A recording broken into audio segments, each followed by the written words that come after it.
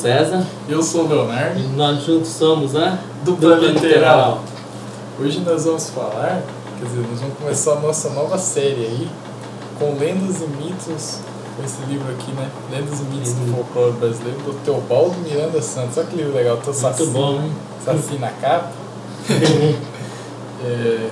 Então nós vamos fazer uma série de vídeos aí falando do folclore brasileiro, né? Sim. Já que nós não fizemos nenhum vídeo aí falando de nada, nenhum livro brasileiro, né? Agora nós estamos aqui, ó. Vamos abordar hoje aqui, ó. Tema popular brasileiríssimo aqui, né? Para começar, folclore brasileiro. Vamos lá, né? Hoje o primeiro vídeo nosso nós vamos contar essa história aqui, ó. A Vingança de Anhangá. O Anhangá, né, Cezão? Pra quem não sabe, o Anhangá é um veado branco com os olhos de fogo, assim, né? E ele cria ilusões, né? Ele protege os animais da floresta, né? Isso. Que protege, não deixa os caçadores maltratarem, né? Os animais, então ele cria ilusões para os caçadores, né? Sim. E é disso que a história vai se tratar. A história conta sobre um índio, né? Que ele foi caçar o filhote de uma veada, né? Que ela estava amamentando esse filhote. E deu uma flechada, né? No filhote.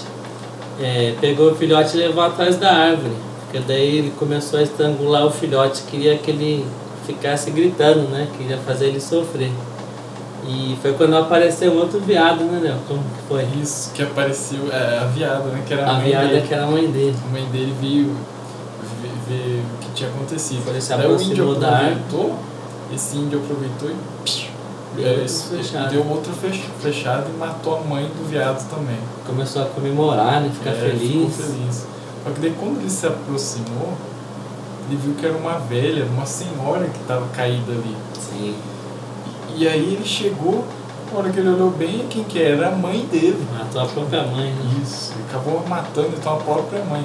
E era uma ilusão então do Anhangá. Foi o Anhangá que criou essa ilusão para ele. Protegeu o filhotinho. Protegeu o filhote, isso. Que coisa, hein? Por isso que se chama a história Vingança de Anhangá. Então espero que vocês tenham gostado do nosso primeiro vídeo aí. Série folclore brasileiro aqui com a Dupla Literal. Até o próximo encontro. Até o próximo. Isso aí.